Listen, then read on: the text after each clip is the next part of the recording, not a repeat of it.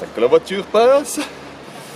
Bon, avant de commencer la vidéo, je vais répondre à une question de Doc Scholl parce que j'avais oublié de répondre pendant la FAQ. Donc il me demande est-ce que je soutiens la scène locale. Donc je la soutiens en allant voir des concerts et c'est tout. Après je ne vais pas voir des groupes en me disant il faut que je supporte la scène et tout. Donc c'est un concept qui me saoule un petit peu parce qu'en général, ce que je voyais à Toulouse, c'est support de local scène. C'était en gros viens voir le groupe de mon pote, machin. Donc c'est un peu... ça fait un peu le truc de poseur pour se montrer et tout, donc je supporte la scène en allant voir les concerts, j'en fais 2 par mois, j'en fais pas plus parce que ça coûte cher. Et après il me demandait ce que je pensais des petites associations qui montaient, qui faisaient des concerts, je pense que c'est bien, voilà. Je crois que j'ai répondu aux questions, toutes les questions qu'on m'a posées. Allez c'est bon, ça ira, ça m'énerve.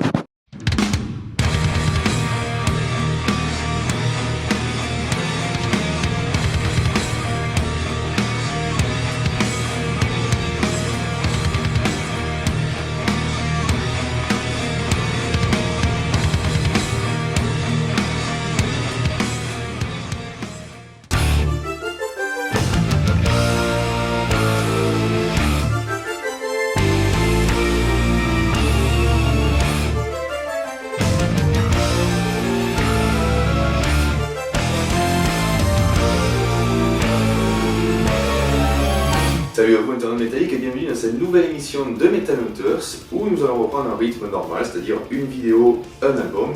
Et aujourd'hui nous allons nous intéresser à l'album d'Angra, Rebirth, mais avant ça on va faire un peu d'histoire. En 1998 sort Fireworks, un album un peu maudit et rejeté tant par les fans que par le groupe. Les premiers lui reprochent un manque d'originalité et un certain classicisme, tandis que le groupe lui reproche tout simplement son son. Il faut dire qu'à l'époque il y avait pas mal de tensions internes au sein d'Angra et ce n'était vraiment pas cool. Tellement pas cool qu'en 2000, André Matos décide de quitter le groupe et d'embarquer avec lui Riccardo Confessori et Luis Mariotti. Alors c'est vrai qu'à l'époque, les fans d'Angra se faisaient beaucoup de soucis quant au futur de leur groupe. Et pas moi parce que je venais de connaître le métal et que je ne connaissais pas encore Angra. Et d'ailleurs tous les commentaires négatifs par rapport à cette photo seront bien sûr effacés. T'étais déjà facho à l'époque, mais ta gueule Polo, putain. Donc André Matos et ses copains créeront le groupe Shaman et en 2002 ils sortiront leur premier album Rituals qui est pas mal. Cependant c'est Angra qui sortira en premier leur album avec Rebirth en 2001 et il n'y a vraiment pas photo s'il devait y avoir un combat UFC entre Rebirth et Rituals. Eh bien je pense que Rituals se prendrait un bon vieux chaos des famines dès le premier round.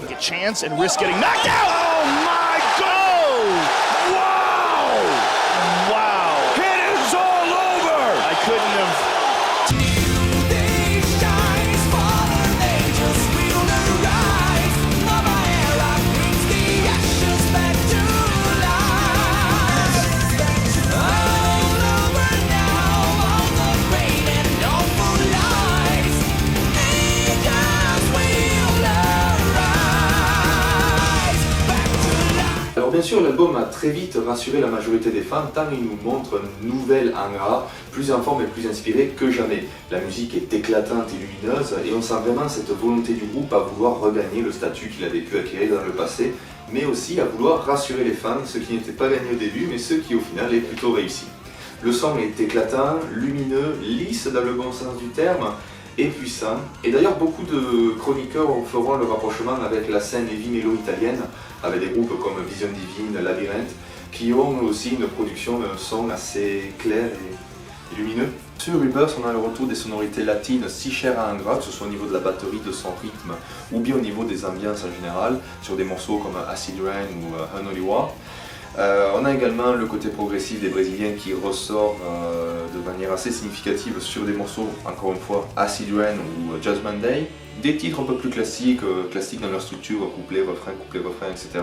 Heroes of Sound par exemple, et bien sûr des ballades avec la plus jolie power ballade qui m'a été donnée d'écouter, Rebirth, et qui symbolise pas mal l'état dans lequel se trouvait le groupe à l'époque.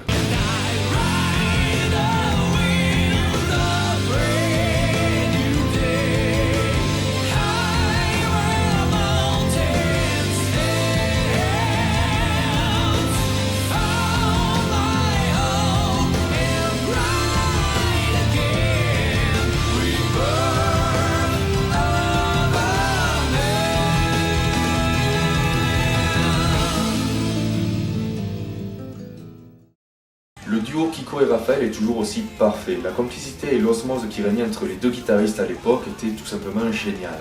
C'est vrai que le fait qu'ils se retrouvent seuls à la composition de Rebirth leur a permis de ne pas avoir à faire de compromis sur leur musique, de ne pas avoir à se battre pour imposer telle ou telle idée, et du coup ils se sont retrouvés totalement libres créativement. Et c'est quelque chose qu'on ressent à l'écoute de Rebirth, on ressent vraiment cette libération et cette joie, la joie d'être enfin libre de pouvoir faire avancer le groupe sans avoir à défoncer des murs ou à contourner des obstacles, vraiment d'aller tout droit et d'apporter le groupe là où ils ont envie d'aller de façon très naturelle.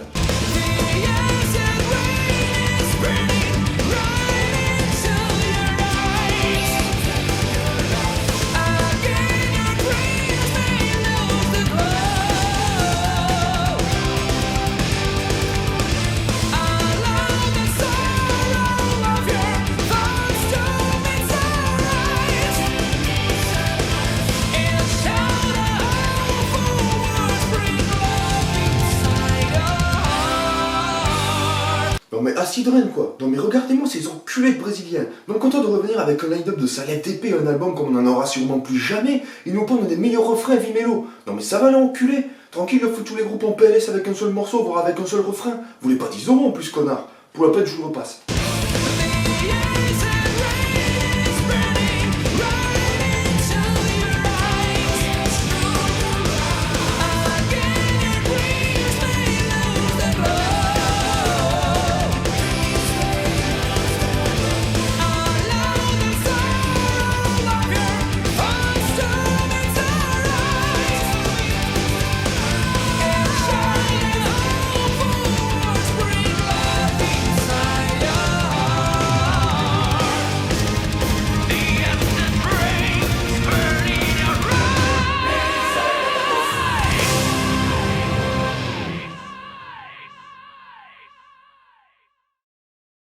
Alors bien sûr, à l'époque, tous les regards étaient aussi tournés vers les nouveaux venus.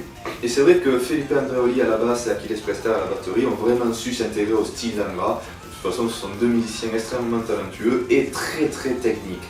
On pourra peut-être leur reprocher le manque de groove et cette espèce de feeling latin que pouvaient avoir leurs prédécesseurs et que eux n'ont pas, ou qu'ils n'ont pas voulu mettre en avant du moins.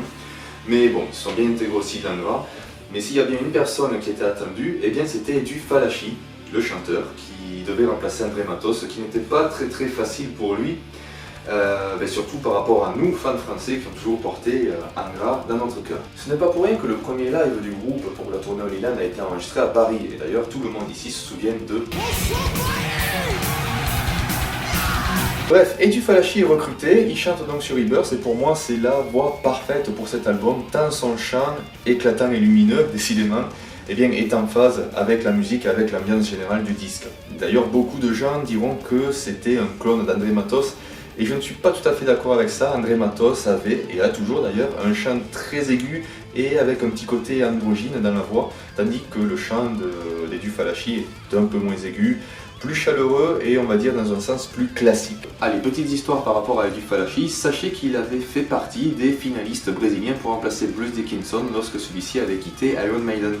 Une autre histoire concernant Angra, avant l'enregistrement de Fireworks, André Matos était déjà barré. Et devinez quel était le chanteur que Angra à l'époque était allé chercher pour remplacer Matos, c'était déjà Edu Falaschi. Mais malheureusement pour lui, André Matos était revenu sur sa décision et Angra avait dû demander à Edu de rentrer chez lui tranquillement sans faire d'histoire.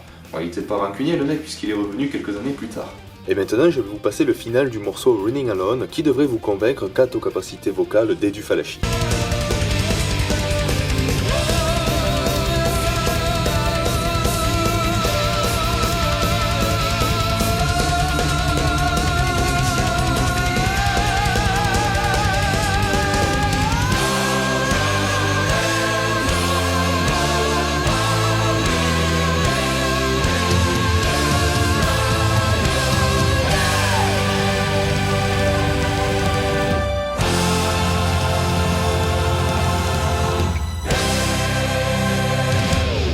Ce qui est cool avec Angra, c'est que, comme je l'ai souvent dit, chaque album est très différent les uns des autres et même encore aujourd'hui, on ne sait vraiment pas à quoi s'attendre avec les Brésiliens.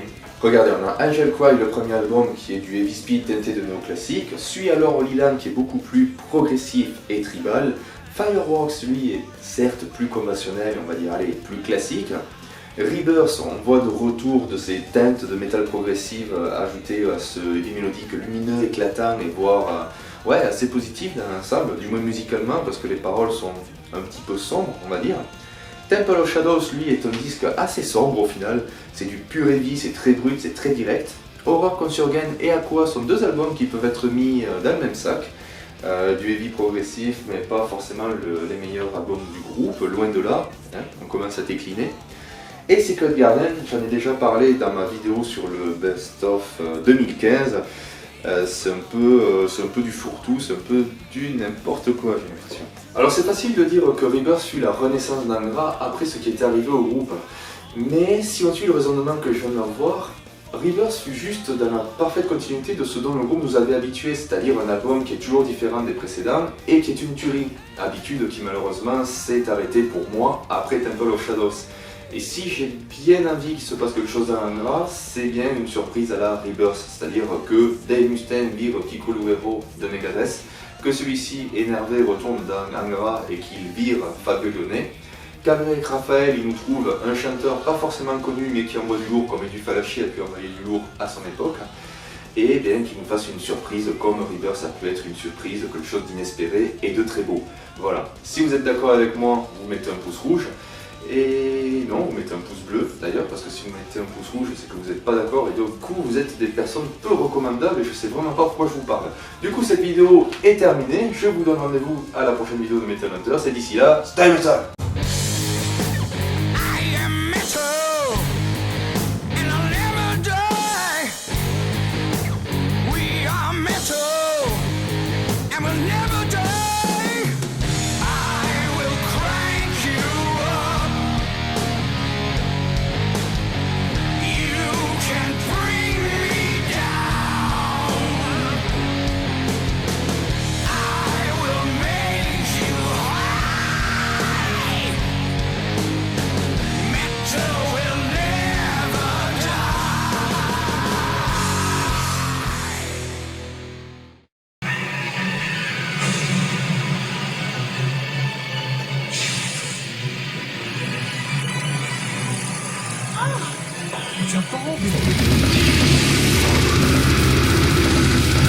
Eh, c'est top pas.